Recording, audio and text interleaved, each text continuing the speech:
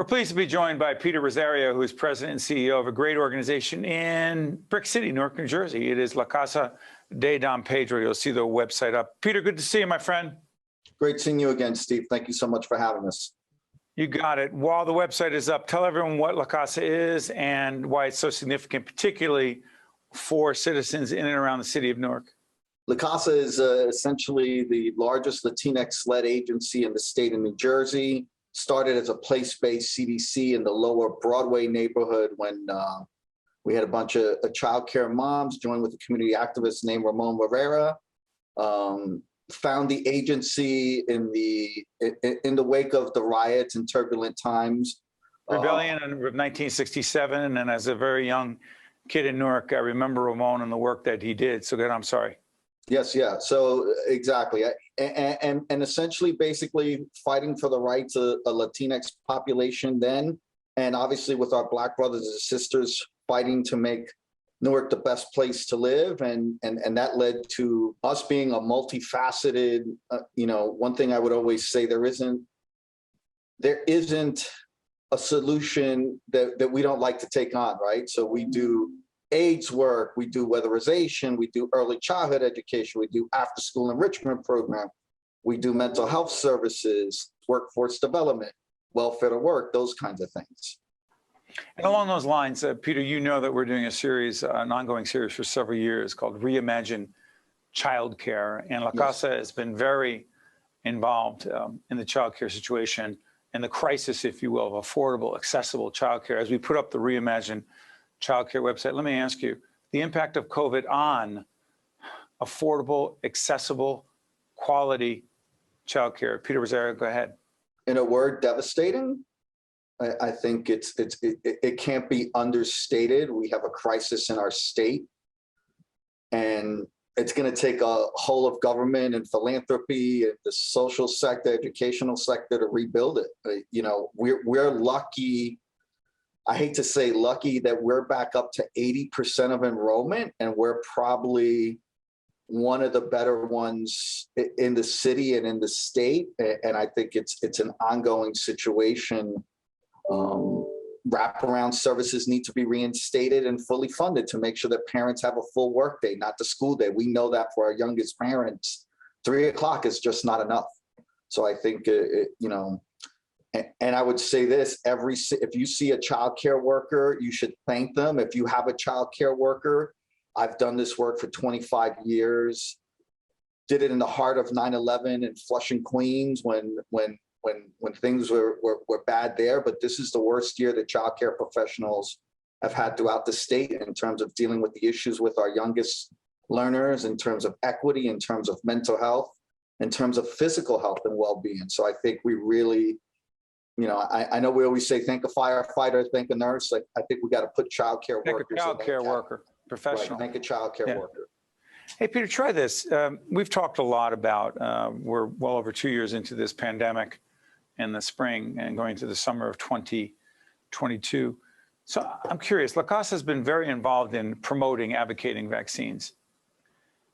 What kind of progress have we made, A, particularly in communities of color, and B, how far behind are we even now?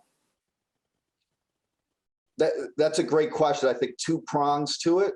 First, we should celebrate. This is by far the fairest and most equitable access to a vaccine that has ever happened in the history of this country, right? They haven't always been fair and equitable, but go ahead. Right, and that's the whole, right? I think we need to start with the positive, the headline.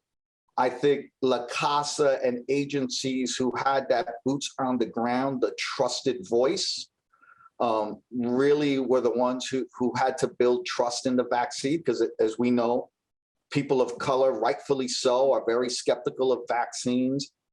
Our approach was a little bit different at La Casa, even for our employees. And I think if I had to put a stamp on what our success story was, we got to 95% vaccination rate of our staff without threatening to fire people. We had to put How'd you do that, Peter? How'd you do that? You didn't make it mandatory. You didn't say we're going to fire you. How did you do that? How did you encourage and get those high numbers?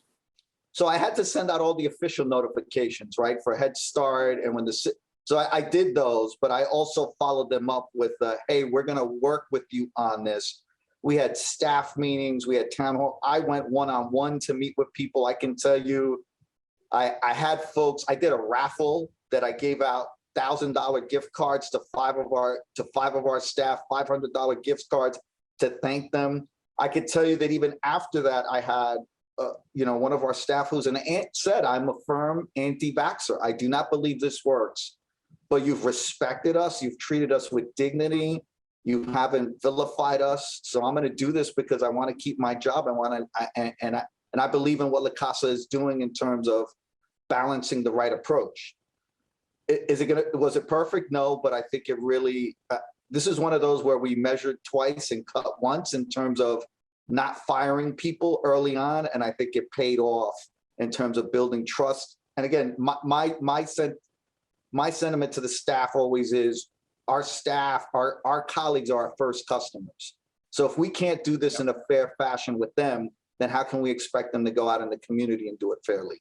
Peter, I got about a minute left, and I'm going to open up Pandora's box here. But the issue of immigration, huge issue in our state, in our region, in our nation, particularly for an organization like La Casa, for the people you serve. Many of them are not legal citizens. They are just people in need, people in the community.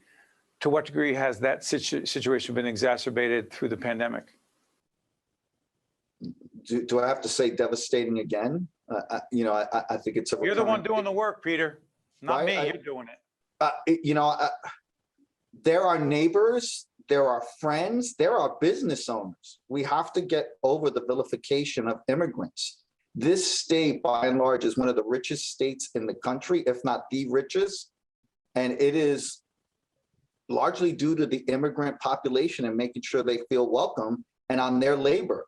So everything we need to do, the excluded New Jerseyan funds, it needs to be extended. We need to add more money to that. We need to continue learning the lessons we learned in terms of food access and everything to support families and keep them going. I'll let you go on this. How much is it still as challenging as it's always been, or even more so, to raise money to keep La Casa going? I know that we have to do it 24/7 here at the Caucus Education Corporation and in public broadcasting. Go ahead. No money, no mission. Go. Yeah.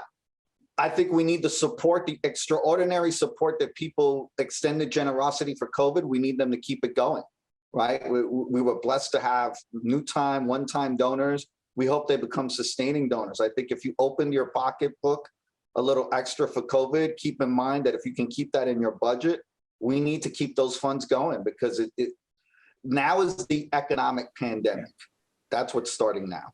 And the people that are disproportionate, listen, we've all been affected by COVID, but the reality is the people that La Casa serves are disproportionately affected. It's worse. It just is for a million reasons. Peter Rosario, President and CEO of La Casa de Don Pedro in Newark, New Jersey. Good to see you, Peter. Talk soon.